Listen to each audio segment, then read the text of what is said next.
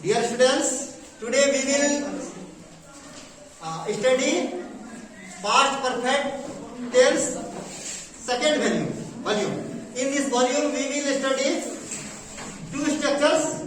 First is positive WH interrogative sentence, second is negative WH interrogative. पहला volume में हम लोगों ने 4 स्ट्रक्चर को पढ़ा था. पास्ट परफेक्ट टेंस के अंतर्गत 4 स्ट्रक्चर, जिसमें affirmative positive, affirmative negative, positive soft और नेगेटिव सॉफ्ट को हम लोग वॉल्यूम 1 के अंतर्गत पढ़ा.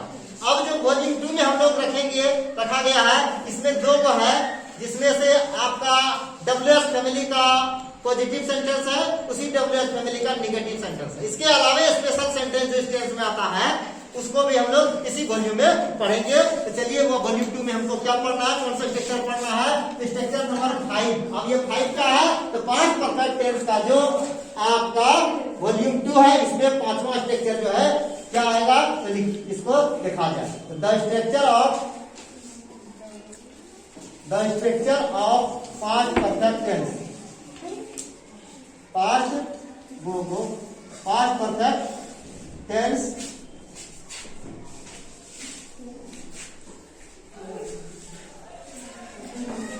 For all WH. ये WH इसलिए बोला जाता है क्योंकि WH से उस वर्ड का शुरुआत होता है, या WH का प्रयोग होता है स्पेशली उसमें WH वर्ड. आइए हो गया आपका पॉजिटिव है, तो आपका इंट्रोगेटिव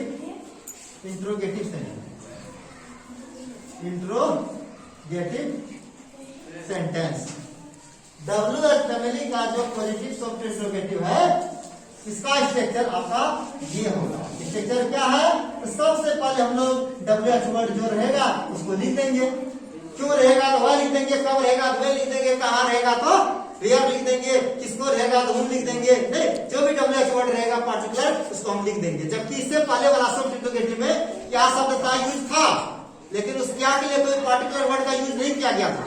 क्या वह सोच चुका था इसमें क्या किए थे, क्या का इंग्लिश होता वर्ड, जबकि वर्ड का यूज नहीं हुआ था, केवल हेड को आगे लगा दिए थे, हेल्पिंग वर्ब आगे कर दिए थे. यहाँ आपको लिखना होगा पार्टिकुलर वर्ड WH वर्ड, तब आप लिखिएगा हेड, तब लिखिएगा सब्जेक्ट, तब लिखिएगा भित्री, तब ऑब्जेक्ट, तब रेस्ट, तब आपका क्वेश्चन. ये हो गया आपका स्ट्रक्चर WH फैमिली का. तो WH वर्ड में चाहे क्यों, कब, कहाँ, कैसे जो भी रहेगा उसको लिख देंगे. फिर सब्जेक्ट के आधार पर हम हेड लगा देंगे, सब्जेक्ट तब लिखेंगे, तब वर्ब का तीसरा ऑब्जेक्ट और रेस्ट, फिर क्वेश्चन चिन्ह. ये हो गया आपका structure. This is the structure of WH positive interrogative sentence. इस तरह का सेंटेंस को इस स्ट्रक्चर पर ट्रांसलेट करना है. जैसे एग्जांपल में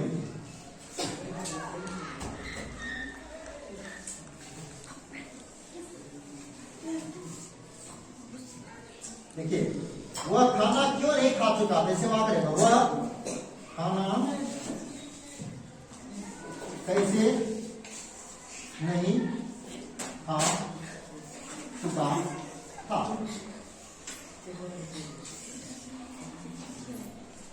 या वह खाना कैसे नहीं खाया था, इसको ऐसे, उसने खाना कैसे नहीं खाया था, उसने खाना कैसे नहीं खाया था, या वह खाना कैसे नहीं खा चुका था. देखिए, उसने खाना, इसको दूसरे तरह से नहीं बोल सकते, उसने खाना कैसे नहीं, इसका तो निगेटिव नहीं है ना, क्योंकि ये पॉजिटिव है, नहीं सब इसमें नहीं यूज होना चाहिए. वह खाना कैसे खा चुका था, या उसने खाना कैसे खाया था, खाया था. दोनों तरह का वाक्य है, जिसको हम लोग बनाएंगे कैसे. इसका WH वर्ड है कैसे, कैसे का अंग्रेजी होता है हाउ. सब्जेक्ट में है वह, ये हो गया आपका सब्जेक्ट, ये हो गया WH वर्ड, ये हो गया वर्ब, और ये हो गया ऑब्जेक्ट. ठीक है, तो लिखेंगे how had he eaten food. How had he eaten food? How had he eaten food मतलब हो गया उसने खाना कैसे खाया था. वह इस काम को कैसे किया था. How had he done this work. How had he done this work. या इसको देखिए, आप किसको, नेक्स्ट सेंटेंस है, आप किसको पत्र लिख चुके थे, आप किसको पत्र लिख चुके थे, कौन था वो आदमी जिसको आपने पत्र लिखा था, कहने को ये हो आप किसको, किसको मतलब किस व्यक्ति को पत्र लिख चुके थे। तो इसमें WH वर्ड हो गया आपका किसको, ये हो गया WH वर्ड। लिखने वाला कौन है, आप है, तो सब्जेक्ट क्या लिख चुके थे, तो पत्र ऑब्जेक्ट लिख चुके थे तो आपका वर्ब है। अगर हिंदी का सिलेक्शन करेंगे सब्जेक्ट वर्ब ऑब्जेक्ट का काम हो रहा है लिखने का, तो लिखना सब वर्ब हो गया। तो कौन लिख चुके थे, तो आप शब्द हो गया सब्जेक्ट। क्या लिख चुके थे, तो पत्र, क्या का जवाब जो मिला वो ऑब्जेक्ट हो गया, कौन का जवाब जो मिला वो सब्जेक्ट हो चुका था। और पहचान चिन्ह वाला जो जुड़ा हुआ शब्द मिला, कोई एक्शन को शो किया, वो वर्ब हो गया। ये आपका WH वर्ड है। पहले हम WH वर्ड को लिखेंगे किसको, किसको अंग्रेजी होता हूं, WH हूं मतलब होता है किसको। अब बचा सब्जेक्ट, सब्जेक्ट के साथ लगाना है, हैड लगा दिए। सब्जेक्ट में आपका आप है, तो आपका यू लिख दिए। होम हैड यू लिख चुके थे, रिटन a letter हो गया। Whom had you written a letter? आपने किसको पत्र लिख चुके थे, या आप किसको पत्र लिख चुके थे, वो जवाब देगा मैं अपने भाई को पत्र लिख चुका था, तो वह जवाब देगा I had written a letter to my brother, या I had written a letter to my brother, वो जवाब देगा। लेकिन आपको जवाब देने की जरूरत नहीं है, you have to only translate this sentence into English. आपको सेंटेंस को अंग्रेजी में ट्रांसलेट करना है, क्योंकि क्वेश्चन का जवाब नहीं देना है, क्योंकि कन्वर्सेशन तो है नहीं, क्योंकि यह तो ट्रांसलेशन करना है। ठीक है, जवाब वो अफर्मेटिव पॉजिटिव में देगा, जबकि क्वेश्चन क्या था WH में। तो ये हो गया पांचवा स्ट्रक्चर। ठीक है, और छठा स्ट्रक्चर में होगा आपका, देखिए छठा स्ट्रक्चर में क्या हम लोग पहले इसको देखिए, आपके छठा स्ट्रक्चर को हम लोग देखेंगे। स्ट्रक्चर का, इसी स्ट्रक्चर का जो हम लोग निगेटिव सेंटेंस को देखेंगे, छठा में हो जाएगा आपका इंट्रोगेटिव सेंटेंस का, WH इंट्रोगेटिव फैमिली का निगेटिव सेंटेंस। ठीक है, तो WH फैमिली का जो निगेटिव सेंटेंस होगा उसका स्ट्रक्चर क्या होगा, तो लिखिए the structure of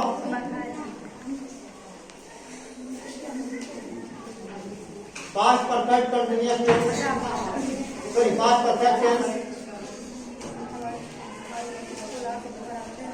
for all WH words। Negative interrogative वो था आपका पॉजिटिव, ये हो गया निगेटिव, यानी नहीं वाला निगेटिव इंट्रोगेटिव सेंटेंस। इंट्रोगेटिव तो वो भी था, इंट्रोगेटिव ये भी है, इंट्रोगेटिव सेंटेंस, इंट्रोगेटिव सेंटेंस। तो स्ट्रक्चर हो जाएगा इंट्रोगेटिव सेंटेंस का, WH वर्ड तो लिखना ही है, WH वर्ड लिख देंगे।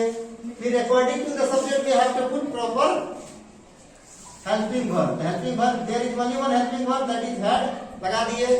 इसके बाद सब्जेक्ट लिख देंगे, नहीं के लिए आप नॉट लिखिएगा।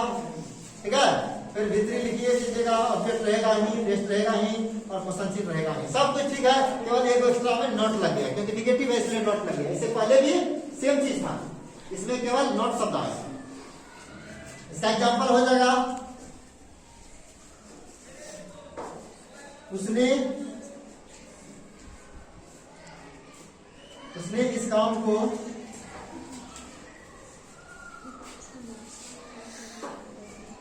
कब नहीं किया था।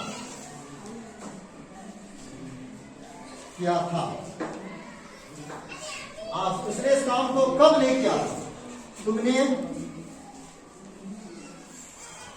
अपने भाई का मदद कैसे नहीं किया था, अपने भाई का मदद या क्यों नहीं किया था। देखिए क्यों नहीं किया था,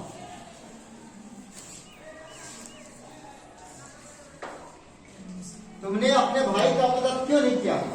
आज उसने इस काम को कब नहीं किया, यानी कौन सा समय में नहीं किया था। तो कब का इंग्लिश होता है had he, नहीं किया होगा not done, you did done. इस काम को, उसने इस काम को के लिए यह हो गया आपका object, done this work. When have he not done this work? इस काम को दिस वर्क, तो सब्जेक्ट हो गया आपका ये, ऑब्जेक्ट हो गया ये हो गया WH1, ये हो गया आपका वर्ब। इसमें सब्जेक्ट हो गया ये अपने भाई का मदद, ये हो गया ऑब्जेक्ट, मदद हो गया वर्ब, ठीक है। उसके बाद है तुमने अपने भाई का मदद क्यों नहीं किया था, When had you not, मदद करना होता हेल्प, हेल्प का तीसरा रूप होगा हेल्प, किसका मदद, तो तुम्हारा जो अपना भाई था, यू का पॉजिटिव हो जाएगा योर, भाई हो जाएगा ब्रदर। यहाँ ये ध्यान रखना है, अपना शब्द का कोई पार्टिकुलर वर्ड नहीं होता है। अगर आई सब्जेक्ट में है, आई का अपना के लिए माई हो जाएगा। यू अगर सब्जेक्ट में यूज कर रहे हो, उसके साथ अगर अपना शब्द है तो योर हो जाएगा। वी अगर सब्जेक्ट में है, इसका अपना के लिए आवर हो जाएगा। दे का अपना के लिए देयर हो जाएगा। वी का अपना के लिए आवर हो जाएगा। So you have to mind that there is no any particular word. अपना अपना वर्ड के लिए कोई पार्टिकुलर शब्द नहीं है, उस सब्जेक्ट में डिपेंड करता है। जैसे मैं अपना घर जाता हूँ, आई गो टू माई हाउस। तुम अपना घर जाते हो, you go to your house. वो अपना घर जाता है, he goes to his house। हम लोग अपना काम करते हैं, we do our work। देखे सब अपना शब्द के लिए अलग अलग वर्ड आ गया था। तो यहाँ यू का पॉजिटिव रूप होता है योर, तो योर में अपना शब्द का हिंदी मीनिंग छिपा हुआ है। तो why had you not helped your brother? आपने अपने भाई का मदद क्यों नहीं किया था। इस प्रकार ये 6 स्ट्रक्चर है।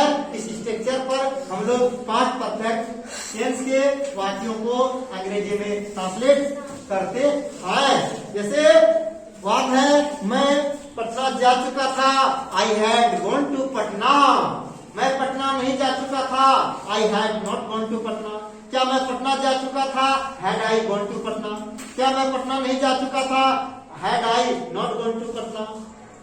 वो पटना, मैं पटना क्यों नहीं जा चुका हूँ था, तो why had I gone to Patna. मैं पटना क्यों जा चुका था, क्यों नहीं जा चुका था, तो इसमें नहीं के लिए नॉट लगा दो, why had I not gone to Patna. इस तरह के वाक्यों को हम लोग इस स्ट्रक्चर पर ट्रांसलेट करते हैं।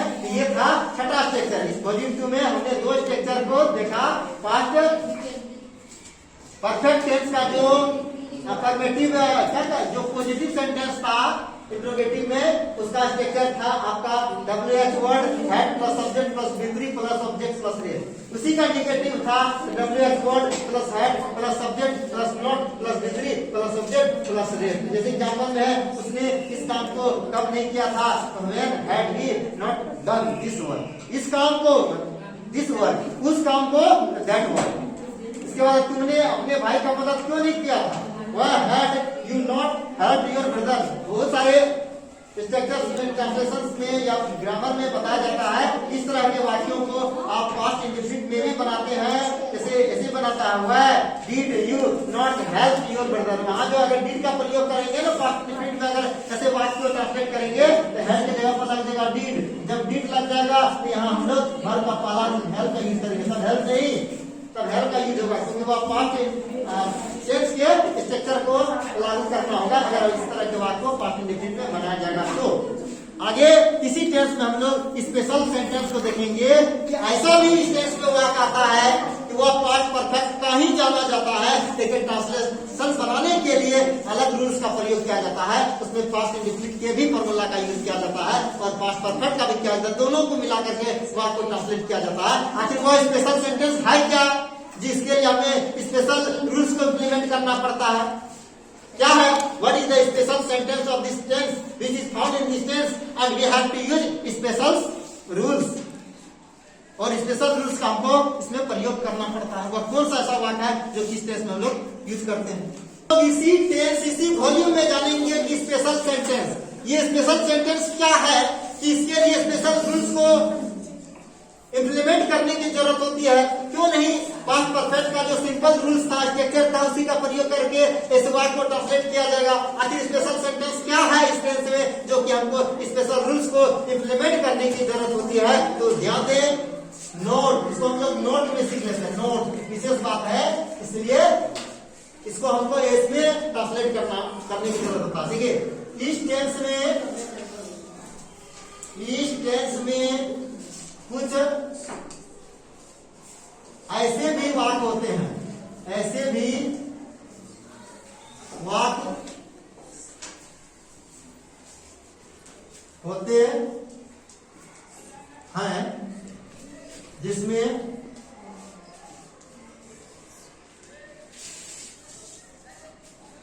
दो क्रियाएं जिसको क्या वर्ब कहते हैं, वर्ब्स रहती है, जिसमें एक क्रिया से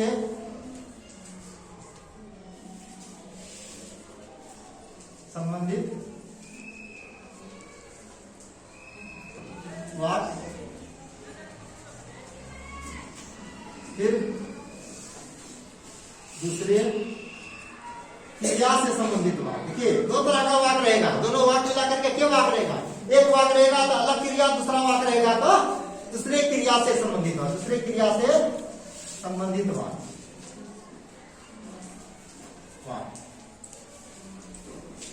ठीक है। अगर वाक्य में क्रिया के पूर्ण होने का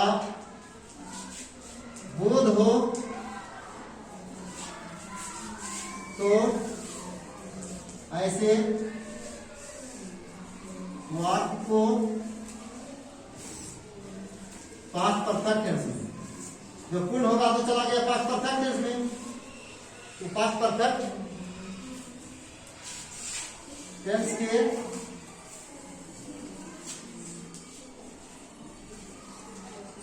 स्ट्रक्चर पर ट्रांसलेट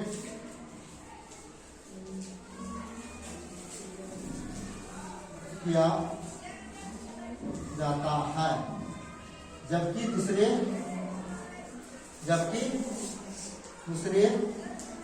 अपूर्ण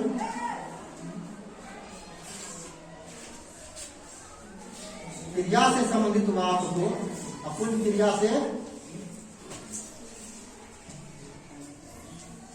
संबंधित वाक्य को पास्ट इंडेफिनिट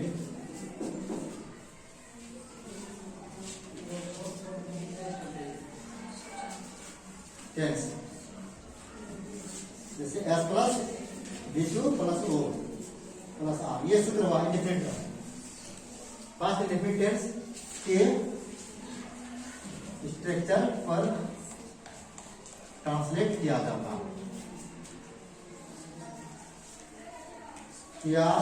है। तो इसमें क्या देखा आपने, इस टेंस में कुछ ऐसा भी वाक्य आता है, वाक्य दो प्रकार का रहता है।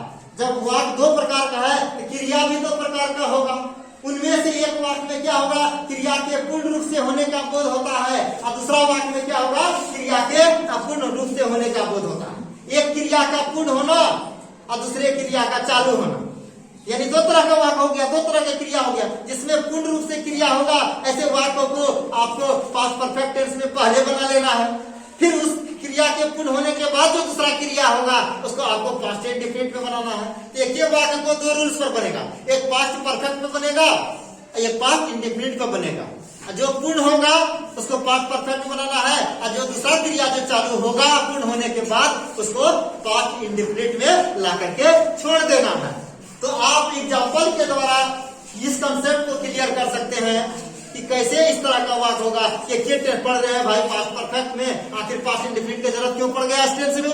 पास्ट इंडेफिनिट का तालिए से हम लोग पहले पढ़ चुके थे, इस टेंस में क्यों इसका प्रयोग किया जाएगा। तो वाक्य देखिए, इससे पता चल जाएगा कि कैसे इसको ट्रांसलेट किया जाता है। जैसे एग्जाम्पल में देखिए, बोलते हैं पुलिस, जैसे बोलते हैं पुलिस के आने से पहले चोर भाग चुका था। पुलिस के आने से पहले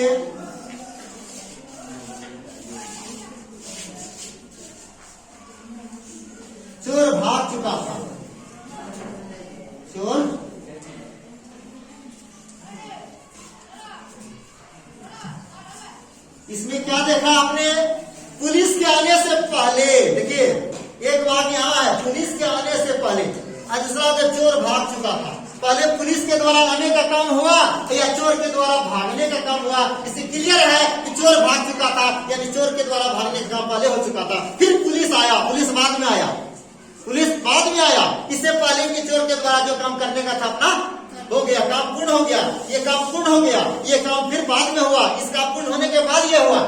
पहले चोर भाग गया, तब उधर से आया पुलिस, यानी पहले क्रिया कौन हुआ? ई हुआ, इसलिए यह पूर्ण क्रिया है। इसको हम बनाएंगे पास्ट परफेक्ट पर। ये वाक्य बनेगा आपका इस पर बनेगा, पास्ट परफेक्ट इस पर बनेगा। और ये जो दूसरा इसके बाद में जो क्रिया हुआ इसको हम पास्ट इंडेफिनिट पर बनाएंगे। ये बन गया आपका, बन नहीं गया, बनाना आपको पड़ेगा पास्ट इंडेफिनिट टेंस में, ठीक है।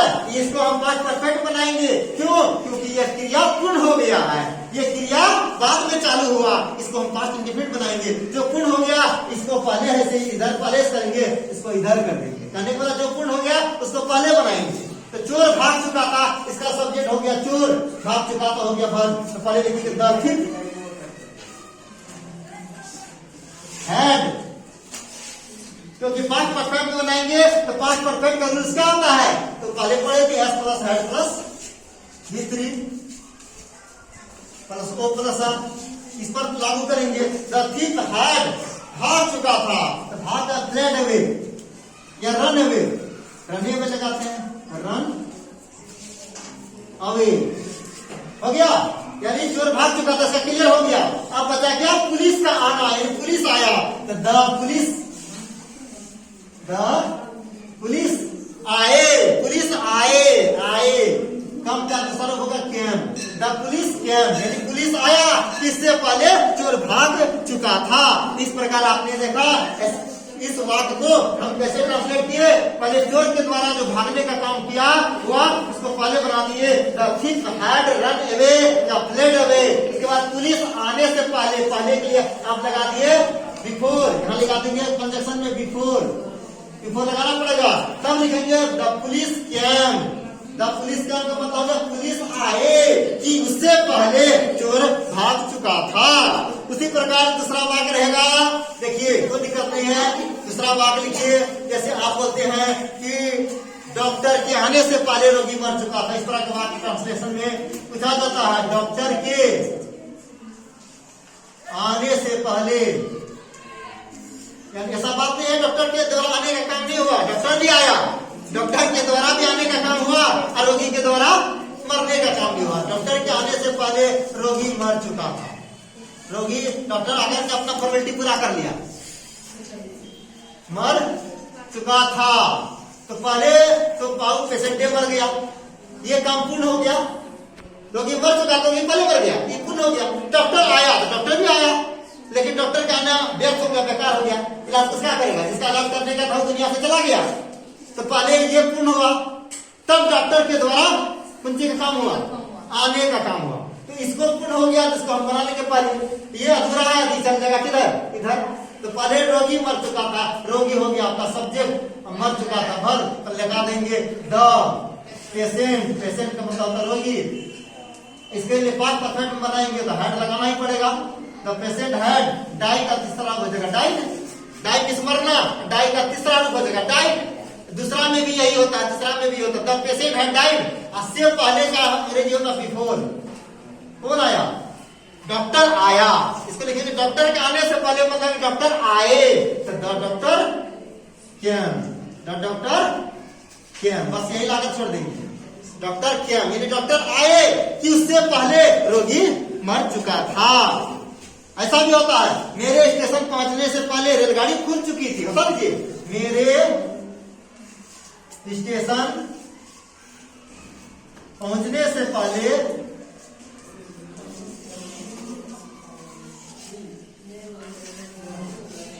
रेलगाड़ी, रेलगाड़ी मतलब क्या? गाड़ी, इसको बोलते हैं ट्रेन, जिसको कहते हैं, खुल चुकी थी, खुल चुकी थी। जाने का मतलब देखियो, मेरे द्वारा भी जाने का क्रिया हुआ और गाड़ी के खुलने का भी क्रिया हुआ, लेकिन गाड़ी के खुलने का काम पहले हो चुका था, जबकि मेरे द्वारा जाने का काम तो हुआ लेकिन जाना व्यर्थ हो गया। जाने में मेहनत उतने लगा, लेकिन हम लेट कर दिए जिसके चलते गाड़ी खुल चुकी थी। गाड़ी खुल चुकी थी, इसको हम लोग पहले बना लेंगे। द ट्रेन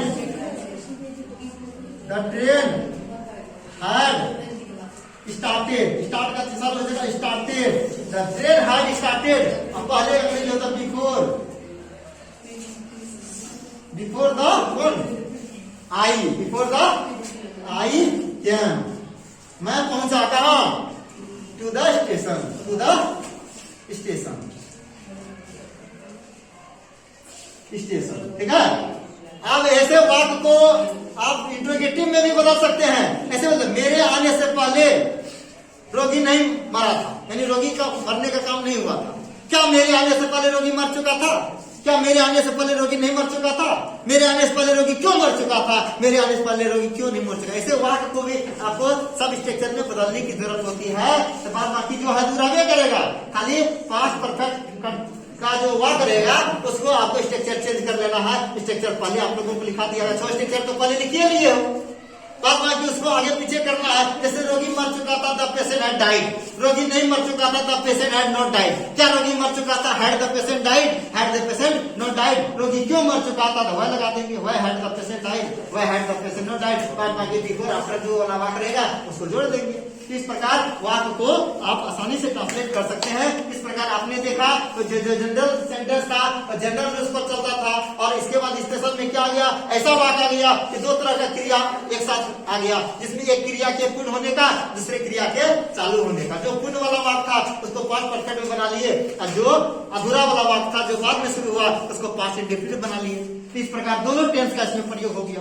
तो आज के क्लास में हम लोगों ने पास्ट परफेक्ट टेंस के बेसिक रूल्स को देखा, साथ ही साथ इस टेंस में कौन कौन सी स्ट्रक्चर पाए जाते हैं जिसके आधार पर हिंदी वाक्य को अंग्रेजी में ट्रांसलेट किया जाता है। फिर special basic rules, special sentence को भी देखे जिसमें 2 तरह का वाक्य था, जिसमें एक क्रिया के पूर्ण होने, दूसरा क्रिया के चालू होने का बोध होता था। ऐसे वाक्य को भी हम लोग अंग्रेजी में ट्रांसलेट करने के लिए सीखे।